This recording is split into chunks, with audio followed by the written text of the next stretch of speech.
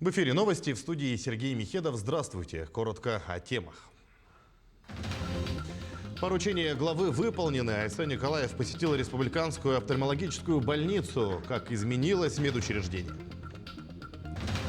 Меховые костюмы для мужчин. В Якутске проводят выставку, посвященную Дню защитника Отечества. И 22.02.2022. Магия цифр или просто красивая дата. В органах ЗАГСа множество пар заключили брак сегодня.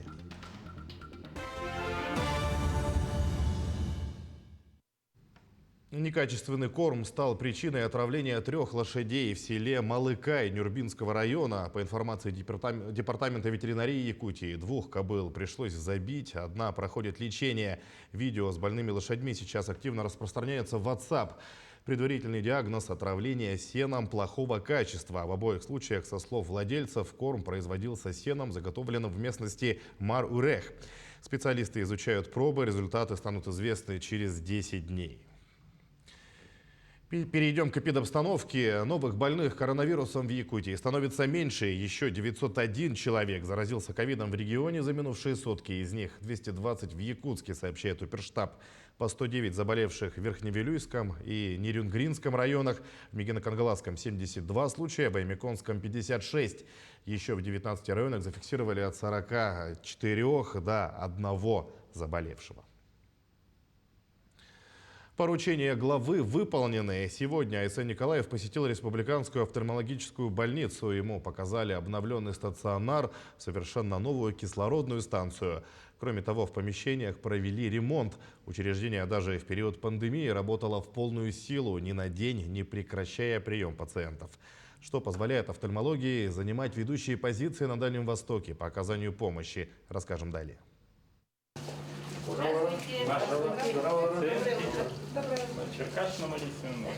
Посещение якутской офтальмологии глава республики Айсен Николаев начинает с обхода стационарных пациентов. Руководителю региона важно знать, как сами люди оценивают уровень лечения в больнице, все ли в порядке и насколько персонал внимателен. Эмоции говорят сами за себя.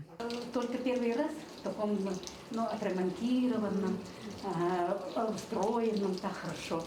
Мне очень нравится. Следом осмотр помещений, ведь в учреждении провели ремонт, установили новейшую кислородную станцию. Какой раньше здесь и не бывало. Разработали четкую маршрутизацию пациентов, как плановых, так и неотложных, что в период пандемии особенно важно, ведь больница не прекращала работу ни на день. Кроме того, лечение и операции здесь проводят на современном оборудовании, и качество предоставляемых услуг позволяет республиканской офтальмологии занимать ведущие позиции на Дальнем Востоке. На сегодняшний день, конечно, мы видим уже совершенно другую офтальмологическую больницу. Мы видим практически апгрейд этой больницы.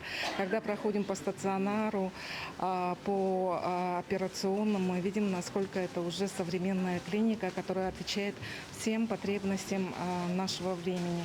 И хочется сказать, что, наверное, на Дальнем Востоке это одна из лучших клиник. К слову, благодаря высококвалифицированному персоналу Якутская офтальмологическая больница наращивает экспорт медицинских услуг. Впервые в истории здравоохранения профильная служба стала предоставлять помощь жителям соседних регионов. В начале февраля учреждение подписало соглашение с Магаданской областью. С учетом того, что мы единственная больница вошла в территориальную программу государственных гарантий Магаданской области, а это значит, что жители Магаданской области будут получать у нас здесь бесплатно медицинскую помощь по профилю офтальмология в рамках тех объемов, которые были выделены непосредственно Министерством здравоохранения Магаданской области. Соответствующие соглашения подписаны. Больница планирует и дальше расширять предоставление медпомощи жителям других регионов. Вскоре вполне возможно сотрудничество с Амурской областью и Чукоткой. Мадина Халикова, Георгий Григорьев, Якутск. Нюрбинский район тем временем с рабочим визитом посетила замминистра здравоохранения Якутии Любовь Бурнашова. В рабочей группе также присутствуют специалисты, невролог, кардиолог и онколог. Делегация осмотрела первичное сосудистое отделение, которое успешно функционирует в Нюрбинском районе более 8 лет. Основная задача рабочей группы – оценить эффективность работы отделения, решить проблемы и оказать методическую помощь. В конце рабочего дня для медиков провели лекцию невролога и кардиолога из Якутска. Начали с того, что посмотрели всех пациентов, которые находятся на лечении с этим диагнозом. Да, и мне очень понравилась работа в том плане, что в первые часы острого нарушения мозгового кровообращения быстро доставляются пациенты. Даже из Верхневилюйского района есть такая пациентка. Отрадно, что вот такая оказывается правильная медицинская помощь. Продолжаются отчеты правительства перед жителями районов Якутии. Сегодня в онлайн-формате жители Аймяконского улуса приняли отчет исполнительных органов власти республики об итогах деятельности за прошедший год. Озвучил основную информацию и ответил на вопросы аймяконцев министр промышленности и геологии Максим Терещенко, а также другие руководители министерств и ведомств. Отметим актуальность всех поднятых на отчете вопросов и понимание, что решать их следует общими силами. Людей, конечно, беспокоят вопросы в основном жилищно-коммунального хозяйства, котельного оборудования, бесперебойное обеспечение тепла. В этом направлении можно сказать, что у нас проблемы уменьшились, но и все равно еще остаются. Также касалось вопросы связи, обеспечения связи, как сотовой, так и интернет-связи. В течение этого года будем работать плотно с органами госвласти о том, чтобы эти вопросы решались.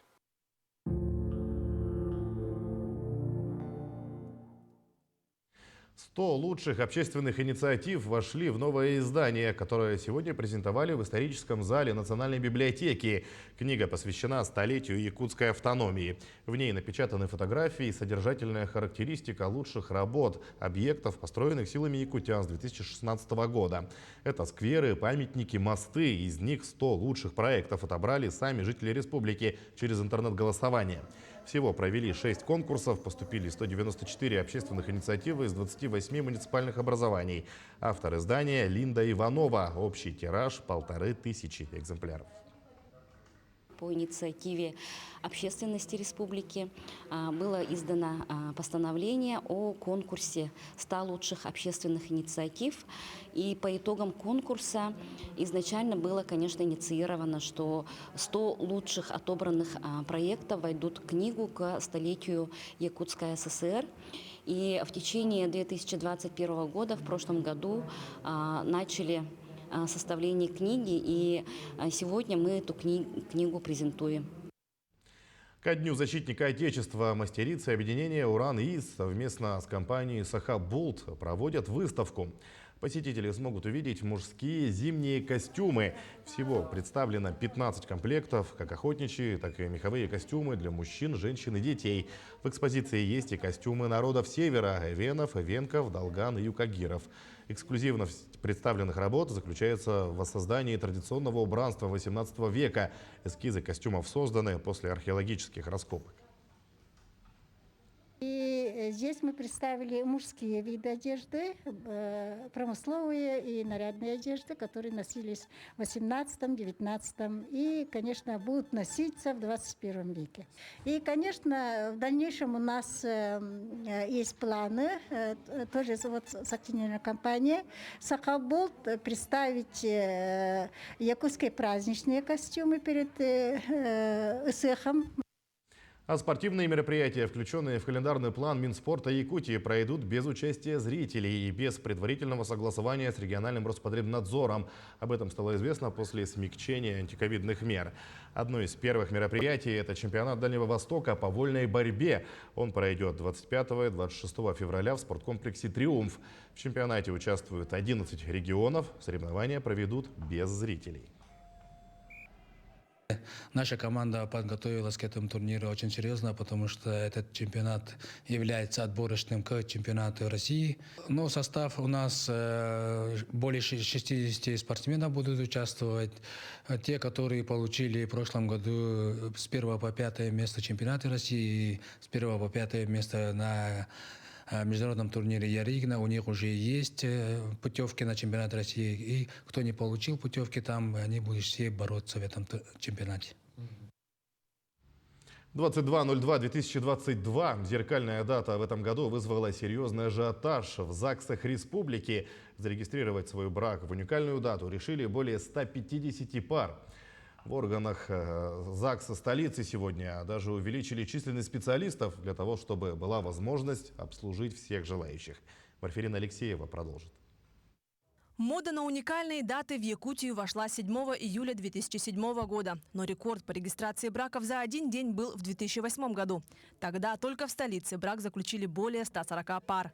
Самый такой был всплеск 8 августа 2008 года. Это было рекордное количество там регистрации по городу Якутску. Да. Мы открыли 4 площадки, да, по городу Якутску в 2008 году. Помимо сегодняшней уникальной даты, одна из пар получила 222-й порядковый номер свидетельствия о браке. Случайный, счастливый такой получилось, что порядковый номер ваш 222. Сами молодожены даты выбрали, основываясь на зеркальность, о значении чисел не задумывались. Зеркальная красивая дата, поэтому не всегда такая дата. Да, как бы на память останется просто. Легче вспоминать, наверное. По мнению астрологов, уникальна дата тем, что если сложить все числа в дате, получится число 12. С древних времен считалось, что данное число правит мировым порядком. Число 12 встречается в мифологии и религиях. Например, 12 апостолов Христа, знаков зодиака или 12 богов греческого пантеона и даже 12 часов в циферблате. Астрологи прогнозируют, что сегодня мощный энергетический день. Считается, что брак, скрепленный сегодня, будет удачным и крепким. Мы же раньше всегда верили в счастливый билет на автобусе. Да? Вот эти даже счастливые билеты мы где-то клеили, сохраняли, ну даже что-то с ними делали. Да? И поэтому как-то вера людей в какие-то цифры, нумерологию, то есть это опять же связано вот с чем-то таким недосягаемым нашему знанию. И, естественно, вот это все связано с верой, с надеждой на лучшее. Ну и вот если молодожены пришли к нам с таким настроением хорошим, ну так и будет. Сами молодожены при выборе даты в большинстве случаев ориентировались в основном на красивое сочетание цифр. Потому что дата красивая, поэтому выбрали заранее, планировали. Это специально? Да, почти за год, да? Хотели именно эту дату, поэтому... Мы выбирали дату, в календаре смотрели и увидели очень красивую зеркальную дату. Подумали, что это очень хороший символ бесконечности. Выбрали эту дату, поэтому. Во-первых, дата запоминаемая, и красивая. Ну, мы именно как раз после Нового года начали готовиться, и вот именно я хотела красивую дату. И ему предложила, и сразу согласился. Счастье брака зависит от самих людей, их взаимоуважения и вложенного труда в отношения. А верить приметам или нет – это выбор каждого. В любом случае, красивая дата – это приятный бонус и предлог сделать этот особенный день еще более эксклюзивным и загадочным. Марфирина Алексеева, Владимир Павлов, Якутск. Далее на канале Якутия-24 смотрите программу «Якутия Лайв». Оставайтесь с нами.